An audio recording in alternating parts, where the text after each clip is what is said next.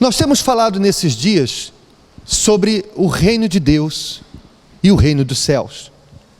O reino de Deus que nós vivemos enquanto estamos aqui e o reino dos céus que vamos viver na eternidade. Nós temos mostrado para as pessoas, como nós falamos no início da reunião, que quando nós saímos do reino das trevas, quando o Senhor Jesus expulsa de nossas vidas o mal, então nós somos transportados para o reino de quem? Para o reino de Deus, conforme diz aí no versículo 12, Colossenses capítulo 1, versículo 12, dando graças ao Pai, que nos fez idôneos, para participar da herança dos santos na luz, o qual nos tirou da potestade das trevas, e nos transportou para o reino do Filho do seu amor. Então, nós, por mais que queremos entrar no reino de Deus, essa entrada, ela é feita por Deus. Ninguém entra no reino de Deus sem a permissão de quem? De Deus. É mais ou menos o que acontece, por exemplo, quando você chega na imigração de um país, você quer entrar naquela nação, antigamente os países eram reinos, né? Então você quer entrar naquele país, naquele reino, você tem que ser aceito para entrar e permanecer ali. Então, por mais que a gente queira e por mais que a gente dê sinais a Deus de queremos viver no reino dele, temos que ter a humildade para reconhecer que precisamos ser aceitos, que é ele que irá no quê? Nos transportar para esse reino. Amém? Mas isso não acontece só pela vontade dele, tem que haver também uma participação da nossa parte, porque senão, se fosse só da vontade dele, você concorda comigo que todos estariam hoje no reino de Deus? Ou você acha que ele iria dizer, eu quero você, você não quer, eu quero você, você não quero? Será que isso faria parte do caráter de um Deus justo e misericordioso como o nosso? Não. Então por que se é ele que aceita a gente no reino dele, se é ele que nos transporta para o reino dele, por que não estão todos lá? Porque há aqueles que não querem viver no reino de Deus, porque no reino de Deus o que prevalece é a vontade dele, é as leis dele. É como uma pessoa que chega a uma nação, a um país e diz, eu não quero viver aqui, eu não quero obedecer às leis daqui, eu não quero ser governado pelos governantes daqui. Então o que você tem que fazer? Vai à sua vida, vai embora. É assim ou não é? Então Deus, ele nos transporta para o seu reino, ele é quem nos aceita, mas nós mostramos para ele e damos sinais a ele que queremos viver no reino dele quando nos submetemos às suas leis, quando nos submetemos à sua vontade. Nós estamos dando sinais para ele, queremos entrar no seu reino. E ele que tem o desejo de nos ter no seu reino, o que ele faz? Nos tira do reino das trevas e nos transporta para o reino dele.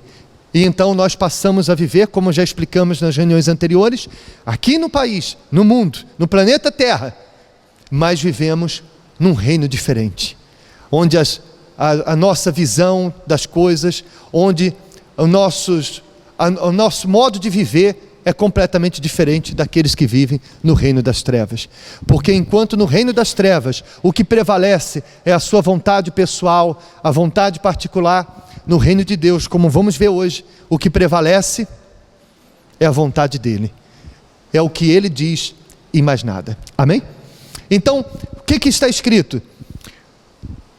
O qual nos tirou, vamos continuar do versículo 13, o qual nos tirou da potestade das trevas e nos transportou para o reino do Filho do seu amor, em quem temos a redenção pelo seu sangue, a saber, a remissão dos pecados. Então, olha que coisa extraordinária. Quando nós somos aceitos nessa imigração do reino de Deus, vamos dizer assim, quando nós somos aceitos no reino de Deus para viver lá, nós passamos por esse processo de perdão, redenção. Então, Vem aqui, por favor, todos os obreiros. Venham aqui todos os obreiros que estão de uniforme, para eu fazer uma analogia, uma ilustração, para você não esquecer mais. Ficam todos aqui, bem juntinhos aqui atrás do altar, atrás da coluna. Faz favor, todos juntinhos. Imagine que ali sejam todos juntinhos, por favor, para facilitar. Juntinhos, obreiros, sabe o que é juntinho? Isso, juntinho, venha para cá. Isso, uma bola, cheia de gente. Exato. Olhem para mim, por favor. Desculpa eu pedir isso para vocês, mas é para facilitar o entendimento. Imagine você que ali é o reino das trevas e aqui é o reino de Deus. Então, o que aconteceu? Lá no reino das trevas, você desejou sair daquele reino e viver aonde? No reino de Deus, do lado de cá. Você estava lá, vivendo sob o domínio deste mundo, dos prazeres, das suas ambições e às vezes até das vontades alheias, porque há quem viva em função dos outros. E aí você diz: eu não quero mais, Senhor, eu quero sair desse governo que eu vivo, desse reino que eu vivo, eu quero viver no teu reino. Então esse desejo a um Deus que conhece todas as coisas, sabe o que há na nossa mente, no nosso coração, sinalizou para Deus que você queria sair de lá. Então, para entrar no reino de Deus, você tem que passar pela redenção. Então, imagine, Jesus foi lá e encontrou você, está aqui, pronto. E aí, para entrar lá, o que aconteceu? O Pai, conforme aqui no versículo 12, dando graças ao Pai. Quem é? É o Pai que escolheu. Aí ele, com o sangue do seu Filho, através do sangue de Jesus, redimiu os seus pecados, para você poder entrar onde? No reino de Deus. Não significa que você deixe de ser um pecador, mas significa que aqueles pecados lá foram pagos por Jesus.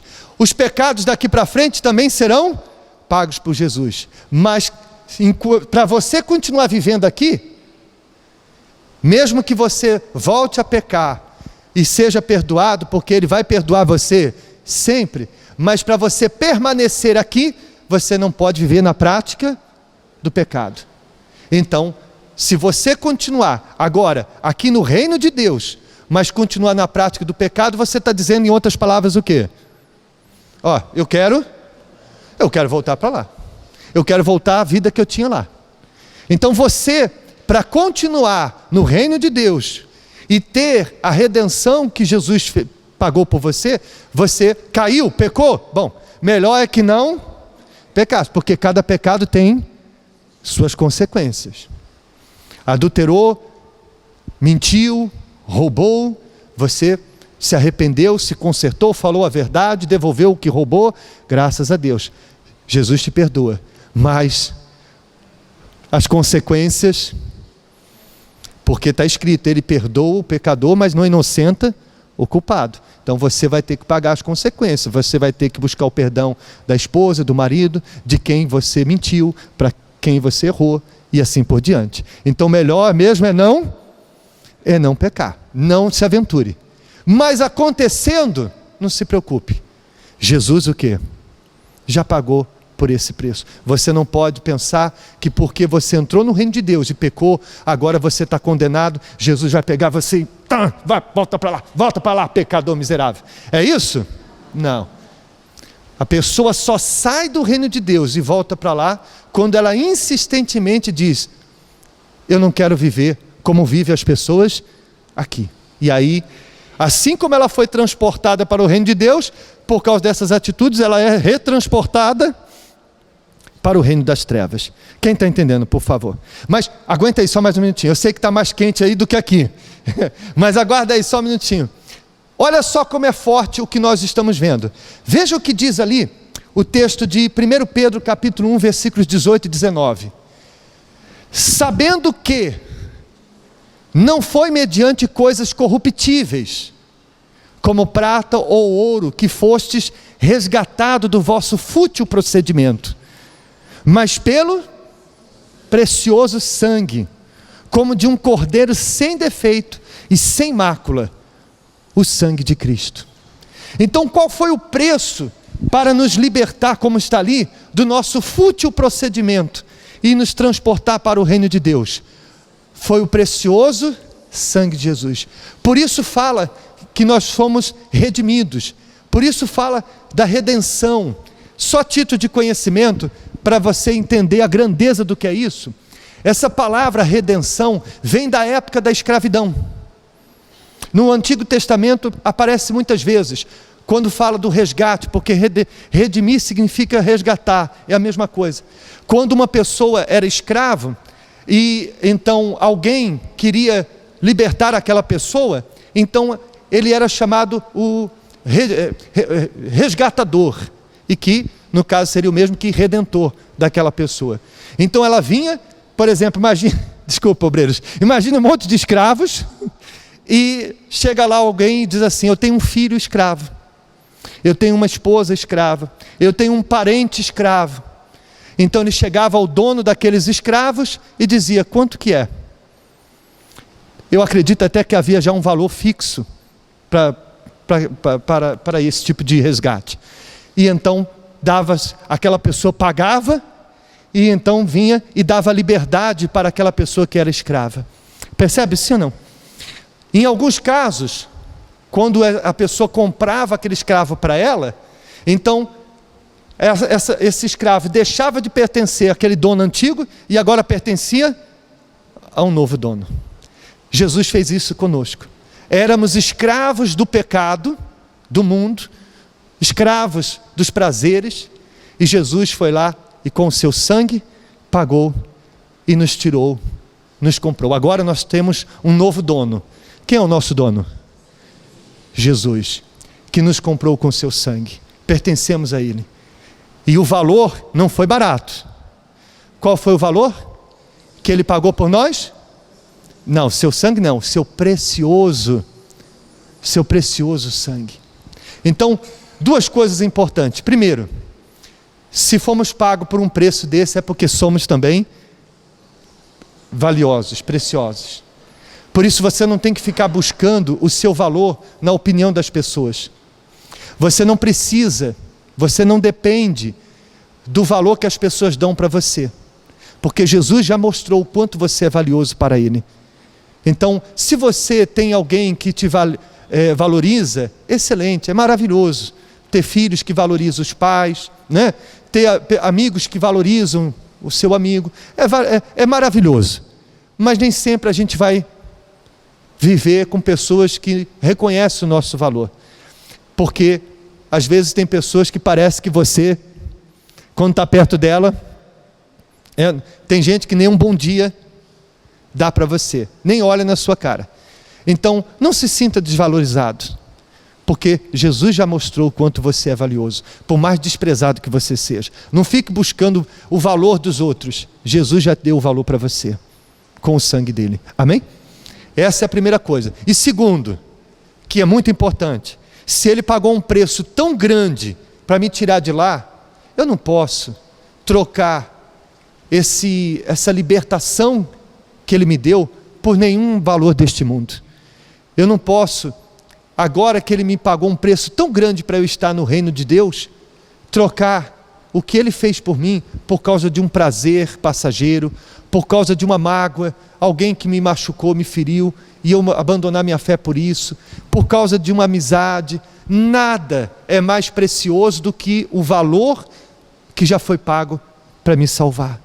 Quem está entendendo, pessoal? É forte ou não é? Sim ou não? Então, se Jesus já tirou você de lá, não aceite o quê? Voltar, por causa do preço que foi pago para te tirar de lá.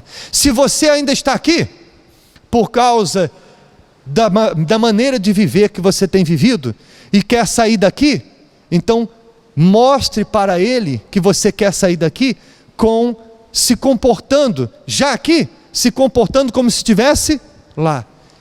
E aí então o Senhor Jesus vai ver que você quer sair daqui, e Ele vai transportar você para o reino de Deus. Amém?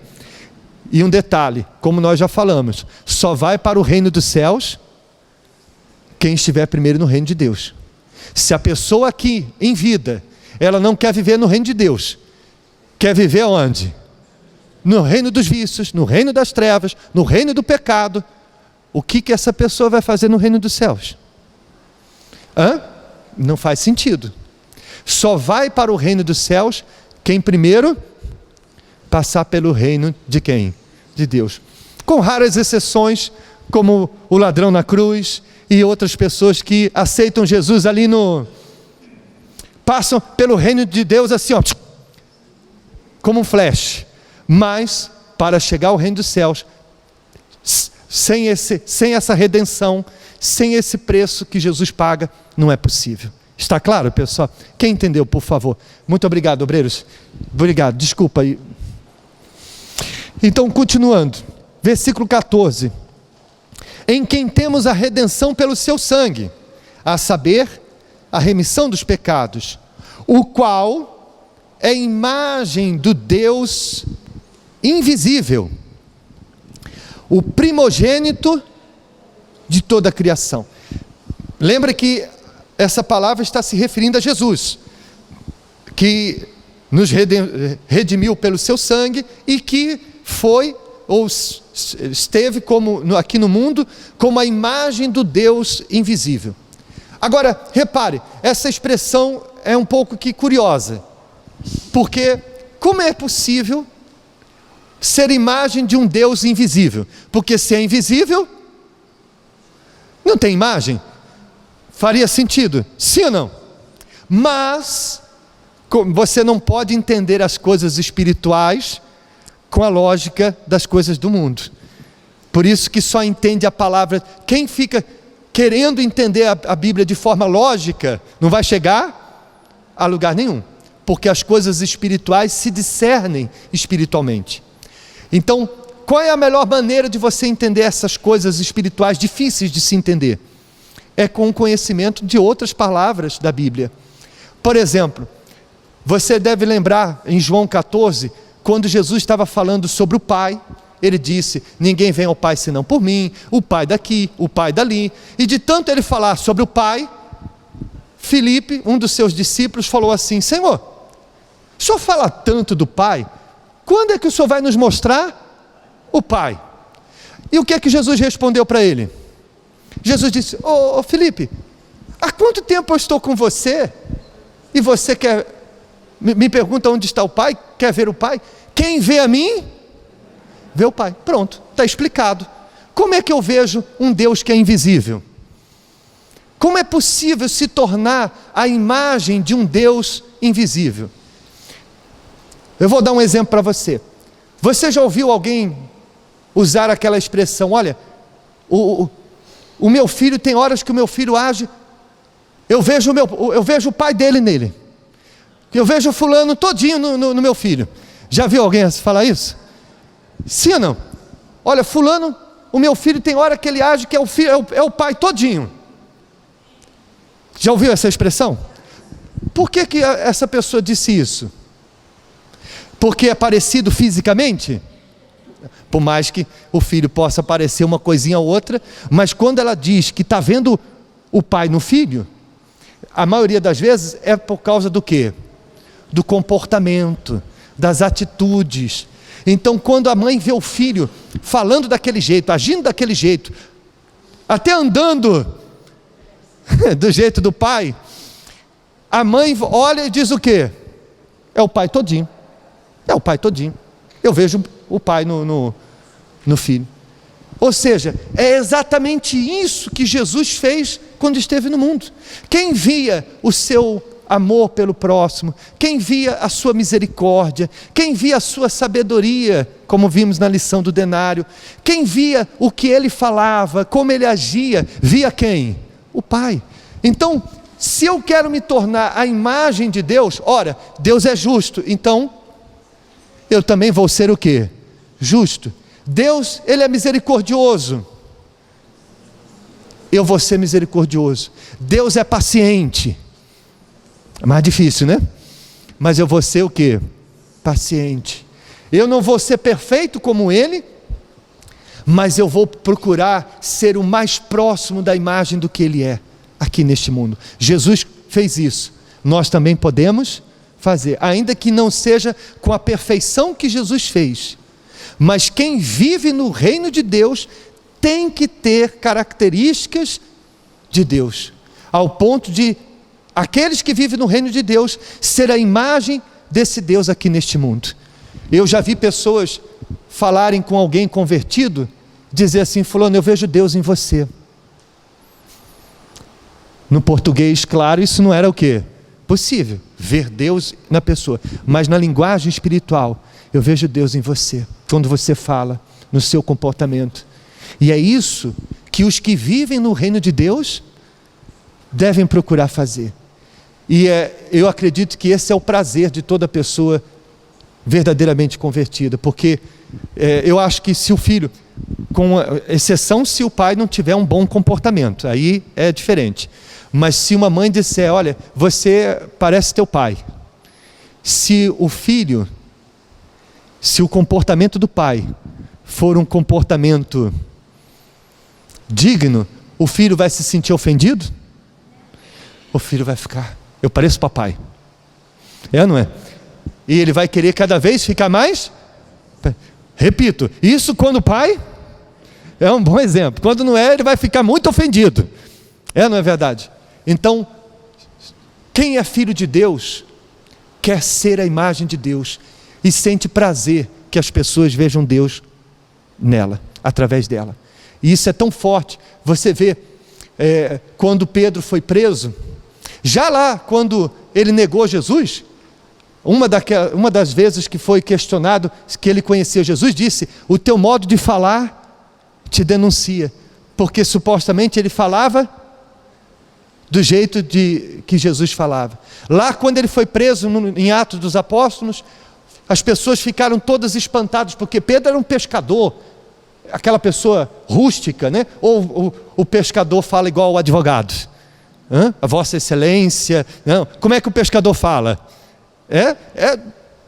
Do jeito do pescador, gente simples, gente rústico, a não ser que seja um pescador formado na faculdade, mas a maioria deles são simples, são rústicos. E quando ele foi perante as autoridades, eles ficaram abismados, porque Pedro era iletrado, inculto, mas quando eles viram Pedro falando, eles disseram: ele fala, o jeito dele de falar, o comportamento dele mostra que ele esteve com quem? Com Jesus. Foi por isso que os cristãos foram chamados de cristãos. Quem chamou os cristãos de cristãos pela primeira vez não foram os cristãos, foram os incrédulos, porque eles viam Cristo neles e por isso foram chamados. Está lá no livro de Atos também, dos apóstolos. E é isso que tem que acontecer hoje. Nós temos que ser cristãos e chamados de cristãos, não é porque somos evangélicos e pertencemos a uma igreja evangélica, mas por causa que a nossa vida, o nosso caráter é a imagem de Jesus aqui neste mundo. Amém? E aí ele completa dizendo: porque nele quem? Nós estamos falando de quem? De Jesus. Porque nele foram criadas todas as coisas que há nos céus e na terra, visíveis e invisíveis, sejam tronos, sejam dominações, sejam principados, sejam potestades, tudo foi criado por ele e para ele. E ele é antes de todas as coisas, e todas as coisas subsistem por ele. Ele é a cabeça do corpo da igreja, é o princípio e o primogênito dentre os mortos, para que em tudo tenha a preeminência. Então, ele que nos comprou com seu sangue, ele tem a preeminência em tudo. Não é apenas em algumas coisas, é em tudo. E o que significa preeminência? Eu vou ajudar você. De acordo com o dicionário, preeminência significa estar em uma posição superior. O que mais? Destacada em relação aos outros. É estar em primeiro lugar, prioritário. E quando fala em primeiro, está incluído a nós próprios. Ele está acima até mesmo das nossas próprias prioridades, das nossas próprias vontades. Quando a minha vontade não for a mesma que a dele está em preeminência, está em primeiro lugar. E se a vontade dele está acima da minha, imagine a dos outros. Então, eu sempre vou priorizar a vontade dele. Ela é, como nós falamos aqui daquela vez, a bússola que guia, é o nosso norte, é ela que vai me guiar. É da vontade de Deus? Então eu vou fazer. Não é da vontade de Deus? Não vou fazer. É da vontade de Deus? Eu vou. Não é da vontade de Deus? Eu não vou. E ele tem a preeminência, ele tem esse direito. E por que ele tem esse direito? Porque ele comprou-nos com o sangue dele. E se ele não tivesse comprado com o sangue dele, nós éramos escravos do pecado e por isso estávamos condenados ao inferno. E com o que ele fez, ele não tem o direito de ser o primeiro na sua vida? Se ele não tem o direito de ser o primeiro na sua vida, quem fez mais por você do que ele para ser o primeiro no lugar dele? Se ele não pode ser o primeiro na sua vida, quem te ama mais do que ele para poder ser o primeiro no lugar dele? Quem pagou um preço por você maior do que ele para estar no lugar que ele tem que estar? Responda-me. Então eu pergunto mais uma vez, ele tem o direito de estar em primeiro? Sim. Para completar, vocês abriram aí em Romanos 14, veja o que diz aí, por favor. Deixa eu me encontrar aqui primeiro. Versículo 7.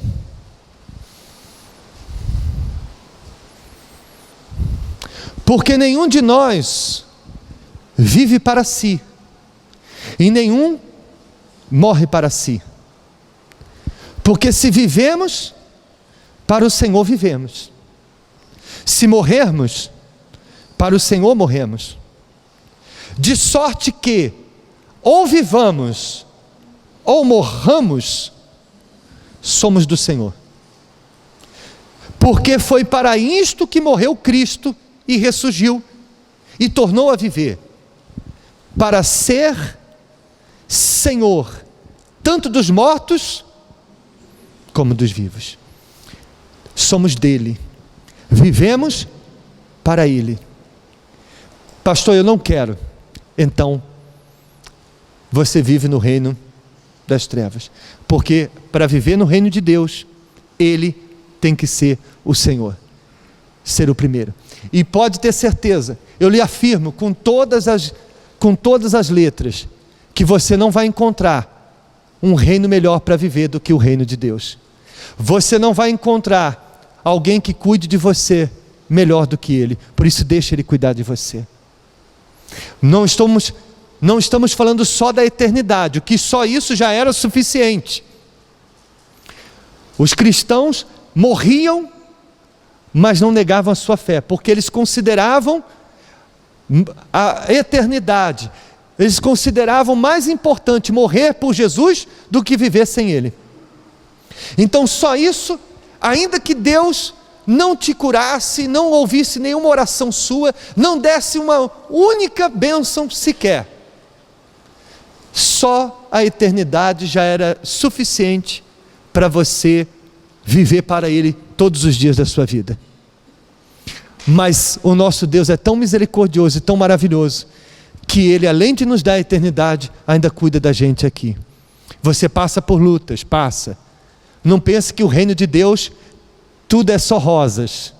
Tem também os espinhos, tem as tempestades, tem os desertos, mas tem a garantia de que você nunca estará sozinho, porque quem está no reino de Deus tem o seu Senhor consigo. Amém? Mesmo quando você está vendo só lutas e tribulações, se você está no reino de Deus, ele estará sempre com você, porque no reino de Deus a gente nunca estará sozinho. Amém? Você quer viver no reino de Deus? Sim ou não? Você quer permanecer no reino de Deus? Então vamos falar com Deus em nome de Jesus.